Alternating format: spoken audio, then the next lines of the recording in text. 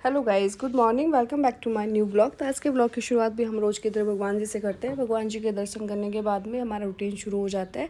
राधे रानी का ही थोड़ा सा मेरा रहता है ज़्यादा, और तो है वैसे सभी का, लेकिन राधे रानी का ज़्यादा रहता है। उसके बाद में ये किचन में आ जाते हैं। नहा धो के फ्री हो चुकी थी मैं उस टाइम, और उसके बाद में किचन में तो आपको पता है सर, लेडीज़ का मेन जो घर का कोना होता है वो किचन होता है, और उसी में उसका टाइम मोस्टली वहीं जाता है। तो और शुरुआत भी हमारी किचन से हो जाती है, क्योंकि किचन में तो आना ही पड़ेगा आपको सुबह।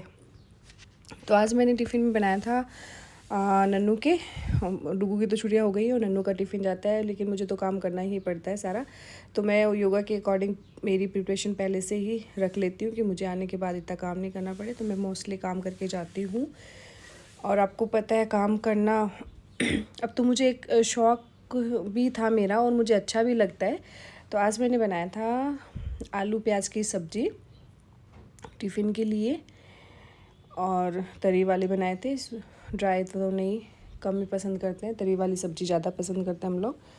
और ये सुबह सुबह के मतलब जितने भी काम होते हैं, बहुत अच्छा लगता है सुबह मॉर्निंग में इतना स्पीड से काम करना, और सारे काम हो जाते हैं स्पीड से, बहुत अच्छा लगता है। आलस बिल्कुल भी नहीं आता है, क्योंकि आपके मन में एक अच्छे विचार, एक अच्छी थॉट्स के साथ आप सुबह की शुरुआत करते हो तो बहुत अच्छा फील होता है।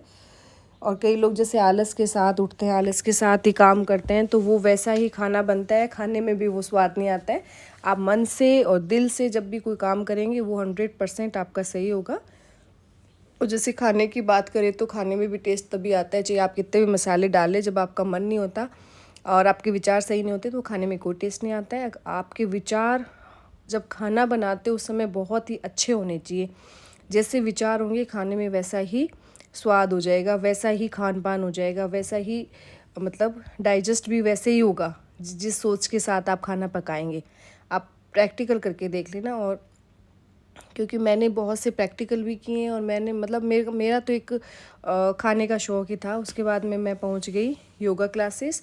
तो आज हमने योगा में कुछ स्पेशल सोचा। मैंने कहा आज नॉर्मल अभ्यास और सब तो करते ही हैं, कुछ अलग कर ले तो बोर भी नहीं हो सब लोग। तो उसके हिसाब से हमने कुछ तो अभ्यास करे थे। स्टार्टिंग में पेट वाले अभ्यास करे, और ये अपर बॉडी एक्सरसाइज भी करी। कितने अच्छे लग रहे हैं सब लोग ऐसे अभ्यास करते हुए। और जो ब्लॉग देख के जिन्होंने शुरू कर दिया है योगा करना, तो वो भी प्लीज़ कमेंट करें कि हमने भी योगा शुरू कर दिया है, हम भी फिट हो गए हैं, हमारा पेट भी कम हो गया है और चेस्ट कम हो गई, वेट कम हो गया है। ऐसा कोई कमेंट तो करें, बहुत अच्छा लगेगा मुझे। और ये गत्यात्मक अभ्यास है, इससे अपर बॉडी एक्सरसाइज बहुत अच्छी हो जाती है। उसके बाद में आज मैंने जो करवाई थी दीवार के पास ही करवाई थी। मोस्टली दीवार के पास बहुत सारी एक्सरसाइज है जो आप कर सकते हैं। ये जो एक्सरसाइज है आपकी चेस्ट और वेस्ट को बहुत जल्दी कम करती है, बहुत जल्दी। आप विदिन 15 डेज़ में इसका रिज़ल्ट देख सकते हैं। विदिन 15 डेज़, कोई चैलेंज नहीं करता, मैं आपको ये 100% चैलेंज करती हूँ कि अगर आप 50 से 100 कर लेंगे वन टाइम में, तो आपका चेस्ट और वेस्ट बहुत जल्दी से कम हो जाएगी, इंचेस लॉस हो जाएंगे। क्योंकि हमारा तो बहुत टाइम से ये चल ही रहा है। उसके बाद में मैंने ये वाली एक्सरसाइज करवाई, स्ट्रेचिंग करवाई एक लेग पे। ये भी बहुत अच्छी है, जैसे थाइज़ के लिए, हिप्स के लिए, और जिसको मतलब ये पैर में खिंचाव रहता है या SCIT का पेन है, वो थोड़ा सा किसी के अंडर में ही करे, ऐसे नहीं करे कोई भी एक्सरसाइज।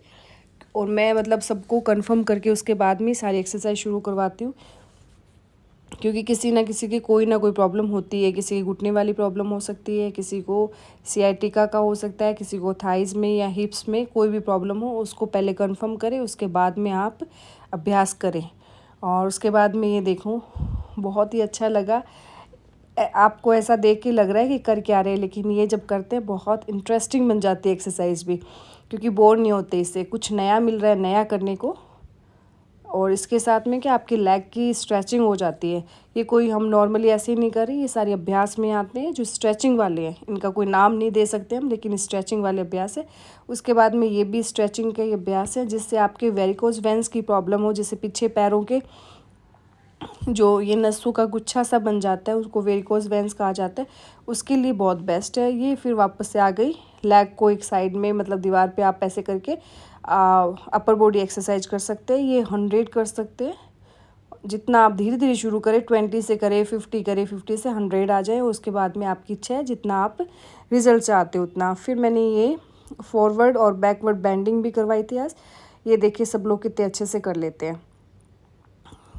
और नॉर्मली लेडीज़ ये कहती नहीं हम पीछे नहीं होते, नहीं आगे नहीं होते, झुकते नहीं, हमारे कमर में दर्द आ जाएगा, घुटने दर्द हो जाएंगे। कुछ नहीं होता ऐसा। आप अपने शरीर को थोड़ा सा लचीला बनाएं, और लचीला तभी बनेगा जब इस पे आप काम करेंगे। इसमें अंजू आंटी हैं, देखो एज बहुत है इनकी, फिर भी अच्छे से योगा कर लेते। 2-3 आंटी और भी हैं, संतोष आंटी हैं, ये गुमानी आंटी हैं। मतलब योगा करने से आपको कोई साइड इफ़ेक्ट नहीं होता अगर आप परफेक्ट करते हैं या किसी के अंडर में करते हैं। फिर उसके बाद में हमने किया बैलेंसिंग आसन। ये है मतलब ट्री पॉज, वृक्षासन हिंदी में, मतलब ट्री पॉज हो गया ये भी अच्छा बैलेंस बनाने वाली एक्सरसाइज है। उसके बाद में हमने किए थे ये सूर्य नमस्कार। मैंने सूर्य नमस्कार बहुत धीरे धीरे करवाए जिससे आपकी पूरी बॉडी की स्ट्रेचिंग हो जाए। स्पीड से करोगे तो ठीक है, पसीना निकलेगा या आपको लगता है हमने कर लिया, लेकिन जो सूर्य नमस्कार आप हल्का सा होल्ड करके करेंगे ना, उसके जितना रिज़ल्ट आपको नहीं मिलेगा जो स्पीड से करोगे। आप मतलब 12 कर ले या 24 कर ले या 10 ही कर ले, लेकिन आप थोड़ा सा होल्ड करके करेंगे उसको तो आपको बहुत अच्छा महसूस होगा। पूरी बॉडी, पूरी मसल्स, पूरी नसें जितनी भी हैं वेंस सारी खुल जाएंगी और शरीर हल्का हल्का फील होने लग जाता है। तो हमारा मोस्टली ये मेरा रहता है, मतलब 12 तो नॉर्मल है, 24 तक चले जाते हैं, वो भी धीरे धीरे करवाते हैं। लेकिन अभी थोड़ी गर्मी बढ़ गई है तो थोड़ा सा अभ्यास हमने कम करवा दिए अभी इसके सूर्य नमस्कार, क्योंकि इतना टाइम भी नहीं होता। 1.5 घंटे में इतने अभ्यास करवाने होते हैं तो मेरे पास टाइम कम पड़ जाता है, टाइम ही नहीं होता कि और कौन कौन सी अभ्यास करवाएं। फिर बैठ के हमने थोड़ा सा रिलैक्स किया और गर्दन वाली एक्सरसाइज करी। और गर्दन वाली भी ज़रूरी है, आपको डेली करनी चाहिए जिसको सर्वाइकल या गर्दन में दर्द। उसके बाद में लेटने वाले अभ्यास किए। फिर मैं आ गई थी घर आने के बाद में मैंने मेरे लिए और डुगू के लिए, डुगू की छुट्टियाँ हैं तो वो थोड़ी अभी लेट ही उठती, सोई रहती, उसके लिए बनाया शेक और मेरे लिए बनाया। क्योंकि इतना योगा और इतना टाइम सुबह देने के बाद, क्योंकि रात को 8 बजे खाना खाते हैं, उसके बाद में मेरा सुबह का 11 बज जाते हैं मुझे खाना खाते हुए।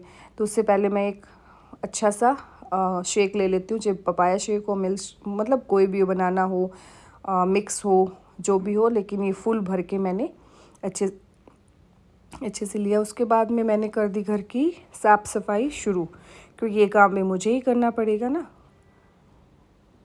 तो मैं सोचा मैं ही कर लूँ। तो ये सफाई भी मेरी होगी, झाड़ू पोछे सब हो चुके हैं हमारे, क्योंकि जब तक झाड़ू पोछे नहीं होते तो घर में एक अच्छी सी वाइब्स नहीं आती। और उसके बाद में मैं नहा के फ्री हो गई और कपड़े भी मशीन में धुल गए थे, तो मैंने कहा इनको भी सुखा दूँ। अभी धूप है, क्योंकि अभी जयपुर के मौसम का कुछ पता नहीं है, 10 मिनट में चेंज हो जाता है, आंधी धूल बड़ी चलती रहती है और मतलब बारिश का भी कोई भरोसा नहीं है। फिर शाम को योगा से वापस आ गई। आने के बाद में कुछ ये नींबू का अचार रखा था, इसमें चीनी डालनी थी, तो मैंने सोचा इसमें अभी भी डाल ही देती हूँ, धूप तो सुबह आएगी तब धूप में रख दूँगी इसको।